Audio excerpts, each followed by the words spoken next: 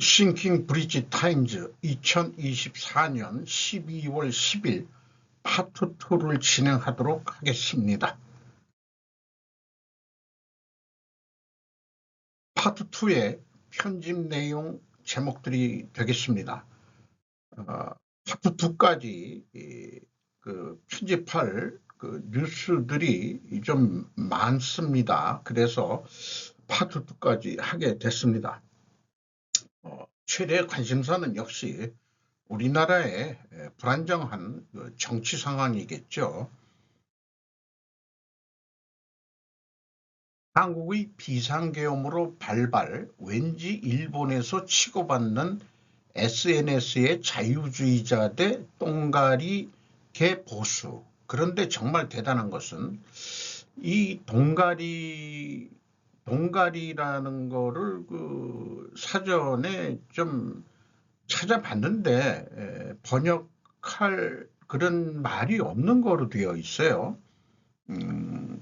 이게 이제 뭐 우리말로는 똥가리다? 글쎄요, 이게 무슨 뜻인지 잘 모르겠습니다만 꼴통 보수라는 거 같은 느낌도 있는데, 자관 이거를 기고한 사람은 오기소 캔이라고 하고 포르자 스카이라는 매체에서 보도를 했습니다.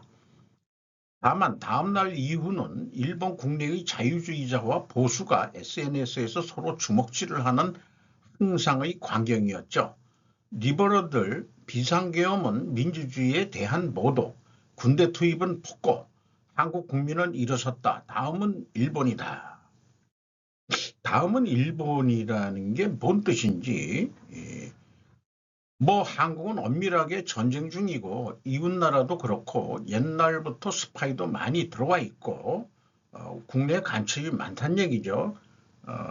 그런 사태가 일어날 수 있기 때문에 비상계엄이 준비되어 있는 상황이고 동시에 계엄을 종료시키는 규칙도 정해져 있습니다.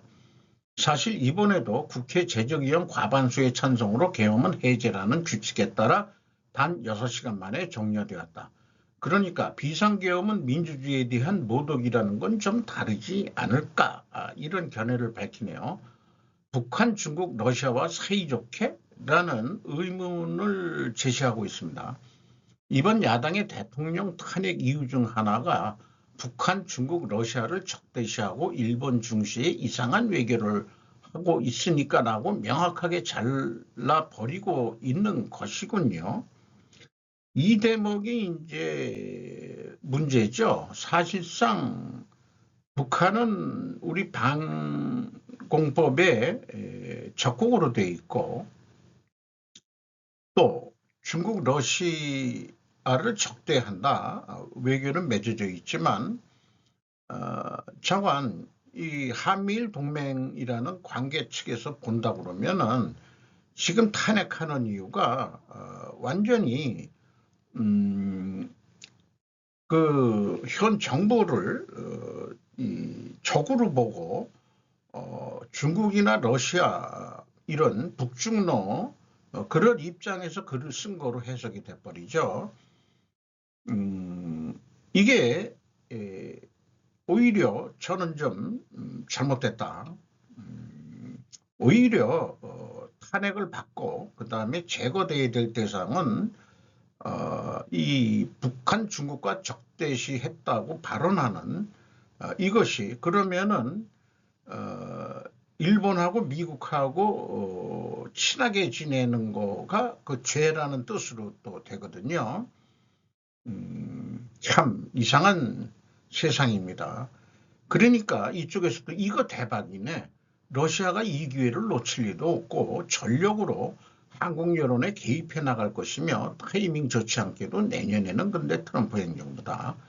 그러니까 다음 정권이 친러, 친중, 친북이 된다면 트럼프가 한국으로의 부대, 이 군부대 전개를 멈추겠다고 말할 수도 있다. 그러면은 이제 한국 귀찮아 이제 거기서 빠져. 그렇게 될 리는 없겠지만 그것은 일본이 아시아의 군사적 최전선에 선다는 의미이기도 합니다. 이 뜻은 일본의 보수 똥가리 보수들은 한국이 반일 정권이 생기기를 은근히 바라고 있는지도 모르겠어요. 왜냐? 그래야만 일본이 보통 국가가 되고 군비 확장을 할 수 있는 명분을 만들 수 있기 때문입니다.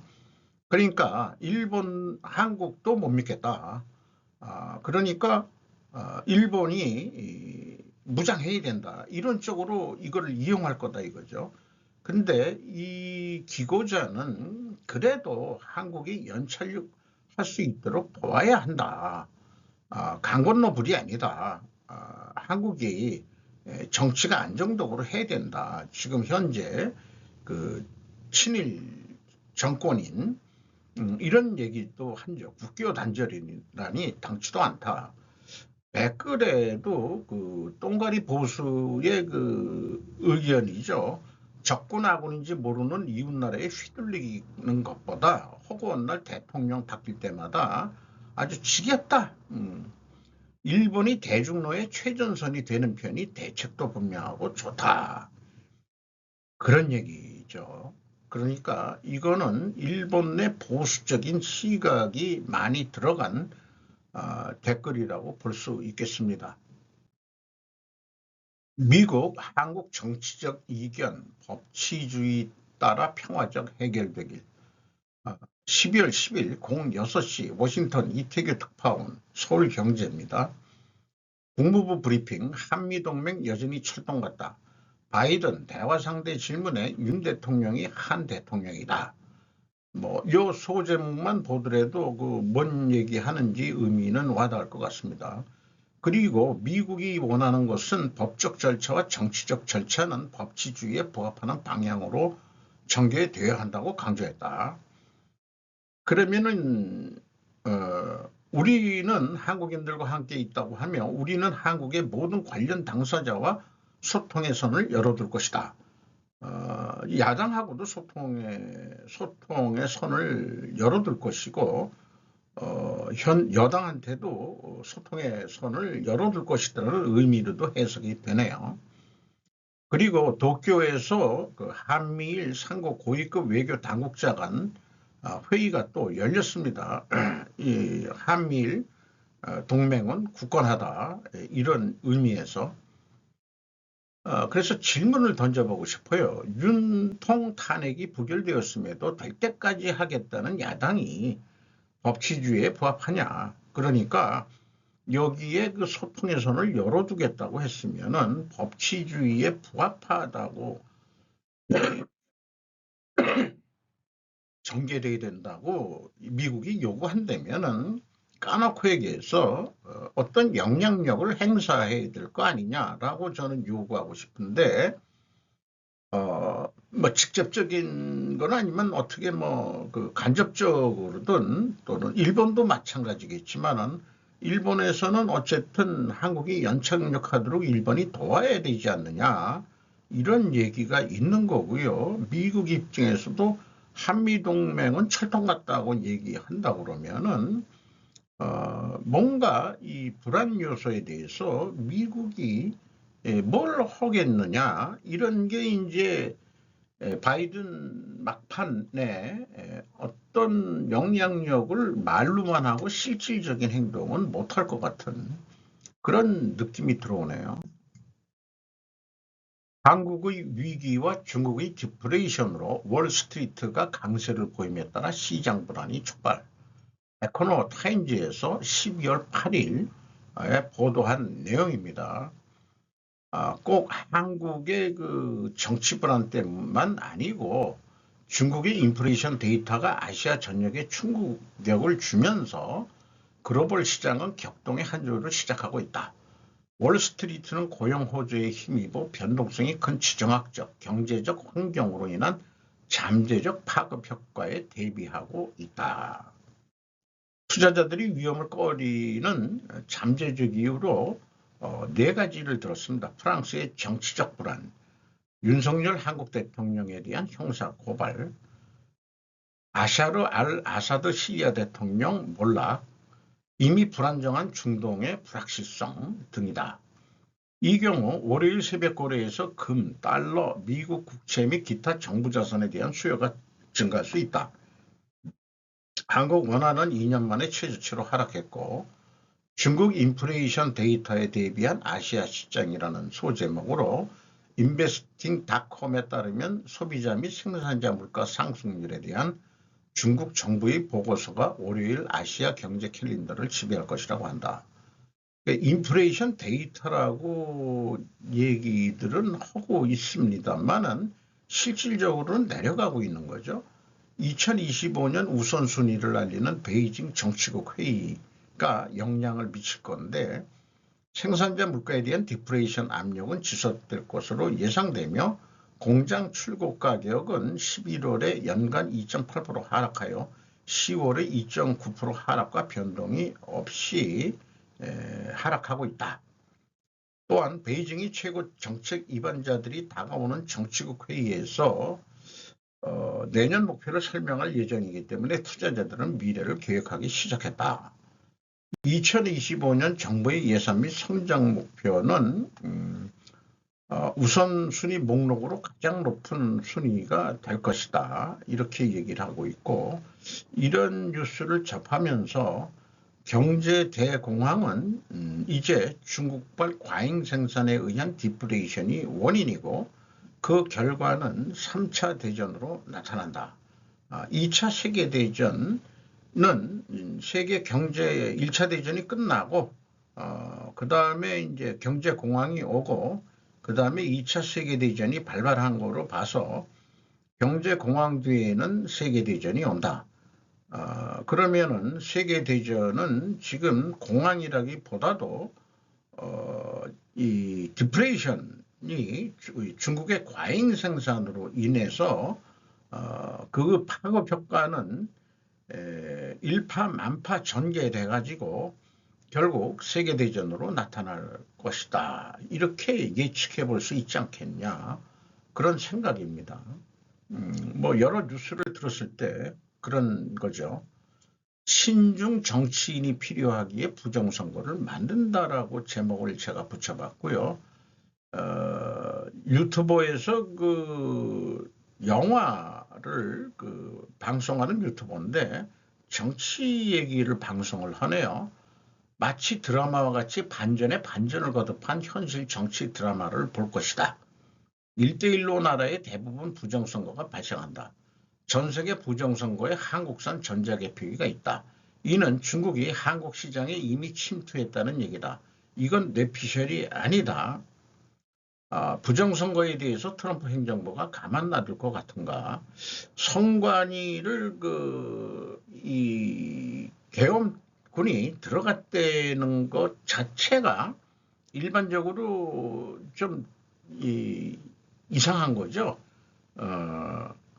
그러니까 이게는 동영상 화면을 제가 캡처한 건데 이게 이번에 교육감 선거 때 그 투표용지면은 이렇게 반쪽이 접혀져 있든가 그래야 되는데 이게 이렇게 빳빳한 것들을 그냥 개표기 개수기에 지금 넣고 있는 장면이에요. 그러니까 부정선거가 총선 때도 있었지 않았겠느냐라고 보는 거고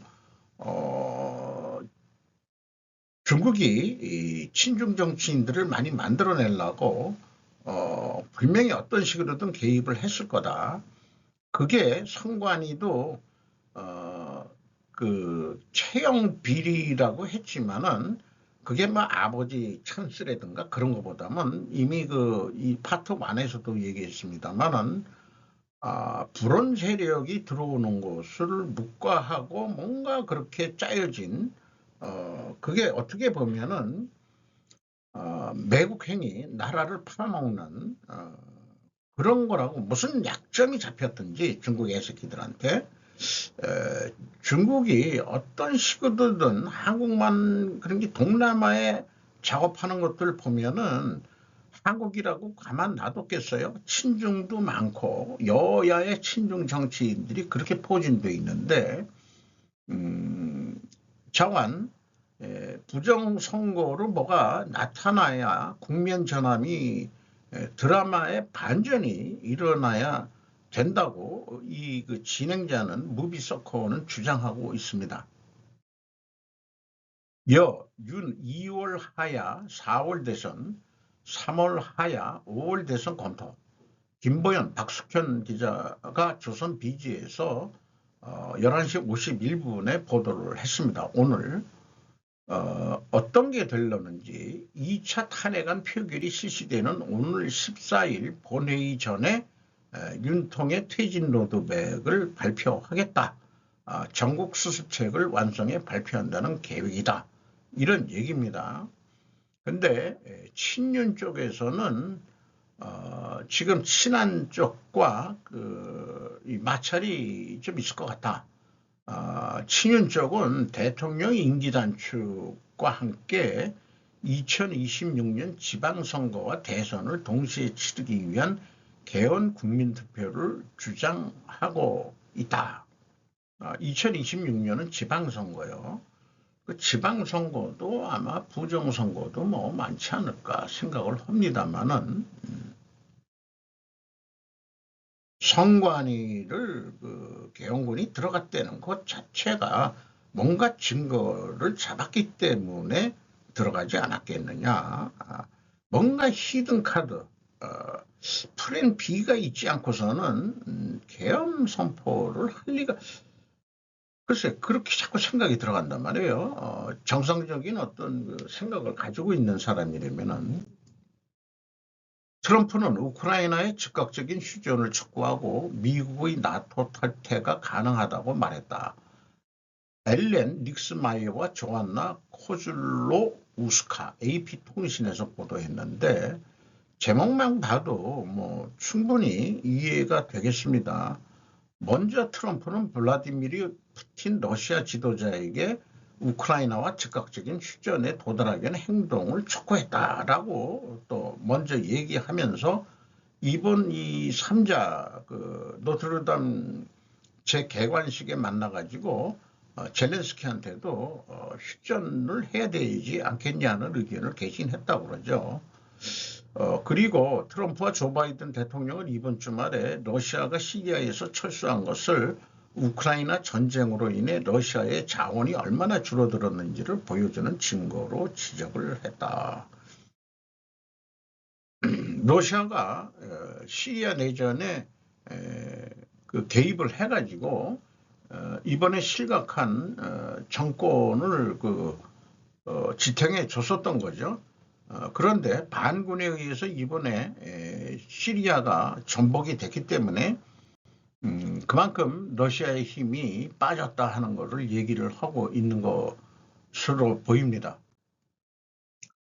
바이든의 슬프고 실패한 대통령직은 트럼프의 첫 임기보다 더 나빠졌습니다. 오피니언, 의견. 니콜 러셀 USA 투데이에서 12월 10일 화요일 오전 3시 GMT 플러스 9시간 그리니치 첨대 표준시 기준 플러스 9시간이라는 뜻을 저는 이해를 하고 있습니다. 자기 아들 헌터를 전면 사면한 것은 노골적인 권력남용이다. 2021년 1월 6일 마지못해 트럼프의 권력 이양 받은 후 바이든은 대통령 집무실로 존엄성을 되찾는 책임자가 될 것으로 예상했었는데 근데 우리가 더 많이 배울수록 그가 인플레이션 자신이 신체적 전신적 형사사법 시스템에서 아들의 운명에 대해 미국인들에게 반복적으로 거짓말을 한 무능하고 무능한 지도자라는 것이 분명해졌다. 바이든은 전 세계에서 약해 보인다. 대통령으로 된 이후로 발생된 걸 보면은 아프가니스탄에서의 혼란스러운 후퇴로 미군 13명과 100명 이상의 아프간인이 사망을 했고 2022년에는 러시아의 우크라이나 침공을 당했고 2023년에는 하마스가 테러리스트들이 이스라엘을 잔인하게 공격해서 수백 명의 민간인을 살해하고 수십 명의 어린이 여성 남성을 인질로 잡았다. 이런 일들이 바이든 집권하에서 약해 빠져가지고 그런 일이 발생된 거 아니냐. 바이든의 무모한 지출이 인플레이션을 또 부추겼다. 가계부채는 거의 18조 달러를 증가했다. 바이든은 현명하지도 않고 부도덕하며 심술궂은 사람이었다. 그렇게 보면 왜 많은 미국인이 트럼프에게 투표했는지 쉽게 알 수 있다. 이렇게 견해를 밝히고 있네요. 참고적으로 우리나라 뉴스에 임기 40일 남았는데 무대에서 사라진 바이든, 침묵, 무책임, 워싱턴, 이민석 특파원, 조선일보에서 보도를 했습니다. 미국 매체 폴리티코는 20여 명의 민주당 관계자 및 의원, 전현직 백악관 보좌관 등을 접촉한 결과 바이든의 침묵이 길어지면서 민주당이 트럼프에 맞서 싸울 구체적인 계획도 동기도 없는 채로 내년을 맞이하게 될 것이라고 우려하고 있다고 보도했다. 자, 이스라엘은 네타냐후 총리는 이스라엘군이 골란고원의 완충지대를 일시적으로 점령했다고 말했다. 12월 9일에 AP가 보도한 내용입니다. 시리아가 실각을 바로 하니까 네타냐후 총리는 골란고원 서안지구 우측에 있는 거로 제가 알고 있어요. 시리아와의 휴전협정에 의해 설정된 골란고원의 완충지대, 버퍼존이라고 보통 얘기를 하죠. 일시적으로 점령했다. 그래서 탱크를 갖다 놓은, 그래도 그 완충지대에 우리나라 휴전선처럼 이렇게 철책이 되어 있긴 있군요. 미국, 일본, 한국, 북한, 러시아의 관련 발전을 놓고 회의 개최. 세리 웰시 UPI 12월 10일 오전 8시 32분에 보도를 했습니다. 북한과 러시아 간의 군사협력 심화에 대해 우려, 이건 계속해서 만나서 얘기를 하는 거고, 자관, 계속해서 실질적인 정례적인 회의를 통해 가지고 이 한미일이 공조해 가지고 북로 밀착에 어떻게 해서든 잘 대응하자 이런 얘기겠죠. 이런 그 선언적 의미의 그 만남으로 보여집니다. 바이든 정권 말미에 윤 대통령은 장자호랑이로 계엄령 파동 후 대기하는 우리 사회 상황이라고 안녕이라고 이 포브스 그 일본판에 안녕이라는 사람이 누군지는 잘 모르겠습니다만은 포브스 기자 같기도 하고요. 일본판에 냈는데 필자라고 자기가 얘기를 하고 있네요. 기자는 아닌 것 같은데 자기가 12월 3일부터 4일까지 한국 국회의사당 부진에 있는 국회의원회관에서 일할 예정이었는데 그런 그 비상계엄이 터지자 모든 것이 의문투성이었다. 영화 서울의 봄이 다시 인기리의 한국 사람들에게 계엄령은 과거 군사정권이나 구타 때 등을 떠올린다. 보도로 볼 때는 국회 앞에 몰려나와 탄핵을 외치는 것이 일반인에게 보일 수도 있다. 물론 일반인들이 없는 것은 아니지만 많은 것은 더불어민주당 등과 관련이 있거나 시민단체 등이고 일반인들은 자기 먹고 살기 바쁜데 언제 이런 데 오냐 이거예요. 당연한 얘기입니다. 시민이 막아냈다? 야당 애들이 막아낸 거지. 이거 정확한 겁니다. 시민단체? 이게 그 좌향화된 그런 시민단체들이죠. 얘네들은 어디서 돈이 나와서 이렇게 활동하나 모르겠어요. 계엄령 단행한 윤 대통령 심중에 대해서 어쨌든 시대에 뒤떨어진 판단이라고밖에 할 수 없다. 이렇게 표현하고 있고 그리고 선거관리위원회라는 게 좀 이상하게 비치기 때문이다. 하지만 우파 인사들은 코로나19 사태로 치러진 2020년 총선 4년에 한 번 치러지는 국회의원 선거가 부정선거였다고 믿고 있다. 왜냐하면 봉변성 개표에서는 우파 의원들이 이겼는데도 사전투표 개표를 하면 우파 위원들이 져버리는 경우가 많이 나왔기 때문이다. 자, 그러면은 사전투표들을 왜 하라고 독려를 했냐? 함정을 파기 위해서 국민의힘이 쟤네들 분명히 부정개표기 돌릴 거야. 그러니까 하기 좋은 게 사전투표용지다 이거죠. 그거 아마 물증을 이번에 확실히 잡았기를 바람하지 않습니다. 중국이 한국 정치를 마음대로 움직이려고 부정선거로 좌파 정권의 뒤를 바치고 있다는 거 보는 보수계 우파다 이렇게 표현하고 있습니다. 부정선거를 의심하고 두려워하는 것은 그 배후에 중국이 있다라고 보고 있기 때문이다. 중국이 한국 정치를 마음대로 움직이려고 부정선거로 좌파 정권의 뒤를 바치고 있다고 보는 보수 우파의 뭐라 그럴까요? 의사? 그는 의외로 많다. 이렇게 표현을 하고 있네요. 맞는 얘기 같다고 저는 그렇게 생각합니다. 제3차 세계대전은 이미 시작됐다. 기업은 당장 대비해라. 앞에 그 제목이 장자호랑이라고 표현했는데 장자를 읽어보면은 그 표현이 아주 그 뭐라냐 과장되게 했죠. 장자의 그 표현 방식은 그러니까 그 허풍호랑이 그러니까 그런 식으로 그 표현을 한 것 같습니다. 이것도 포브스지인데 브리스 호프먼이라고 일본판에 기고를 한 내용이네요. 시리아에서 바샤르 알사드 대통령의 독재 정권이 허무하게 무너진 상태는 증가일로에 있는 세계 분쟁이 서로 얽혀 있다는 사실을 부각시켜 우리 중 상당수가 깊이 생각하지 않도록 해온 인정하기 싫은 진상을 백일하에 드러내고 있다. 자, 우리는 그냥 속 시끄러워 그냥 그런 건 난 몰라 이렇게 됐는데 그게 뭐냐? 그것은 제3차 세계대전이 이미 시작됐다는 거다.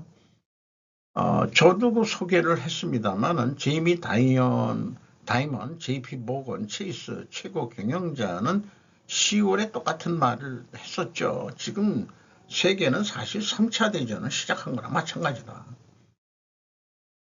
어쨌든 2015년 러시아군이 시리아 내전에 직접 개입하지 않았다면 아사드는 2011년 시작된 민중봉기로 인해 진정 추방되었을 것이다. 그 과정에서 수천 명의 민간인을 살해하고 수백만 명의 피난민을 만들어냈다. 그러나 그것도 더 이상 지속할 수 없게 됐다. 우크라이나에서의 전쟁은 러시아의 국력을 소모시켜 아사드 정권의 방위를 계속 담당하는 힘을 깎았다. 반면 이란은 이스라엘의 직접 공격과 헤즈볼라의 공격을 받아 시리아에서의 싸움에 머무르기 어렵게 됐다. 그러니까 지원해 주는 데가 없으니까 시리아는 반군에 의해서 몰락한 거죠. 세계대전의 정의란 그럼 세계대전이라는 게 뭐냐?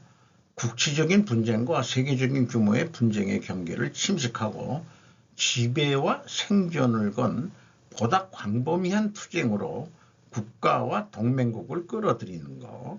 이것이야말로 개개의 싸움 이상으로 세계대전을 정의하는 것이다. 그러니까 어느 나라의 전쟁에 그 동맹국을 끌어들인다고 하는 것은 지금 북한군이 러시아 전선에 간다는 것 자체가 이게 세계대전의 양상의 한 단면이다. 이렇게 보는 거죠. 제3차 세계대전은 그런데 지난 2세기에 일어났던 1, 2차 대전과는 크게 다른 양상으로 나타날 거다.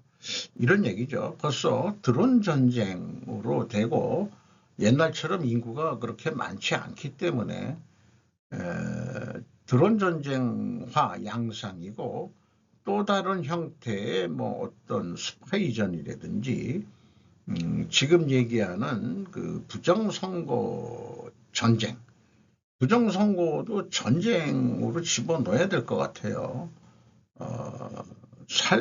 서로 죽이고 죽이는 그런 전쟁이 지금, 그리고 또 뭐 한국의 현 상태도 총만 않는 내전이라고 이렇게 자꾸 정의를 하고서 그러면은 전쟁이라는 것은, 전쟁에도 뭐 법이 있는지는 모르지만은 전쟁 상태에서는 법치 이런 거 없는 거예요.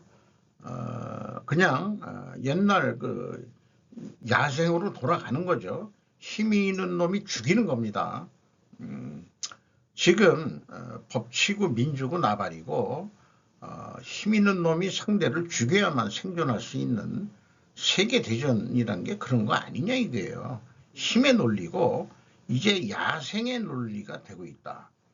그러니까 뭐 늑대와 같은 그런 본능을 가지고 지금 어느 편인지 자기가 서가지고 상대를 말 맞다나 손에 총을 들었다면은 상대방을 죽여야 되는 그런 상황 아니겠느냐. 자기가 생존하기 위해서 이런 상황으로 정의를 내리는 것이 맞는 건지, 그런 표현까지 지금 했습니다만은 그러나 속내는 그런 일이 일어나서는 한국의 미래가 결코 밝지 않기 때문에 미국이 얘기한 대로 법치적인 차원에서 한국의 그 지금 정변이 해결되기를 바람하지 않습니다.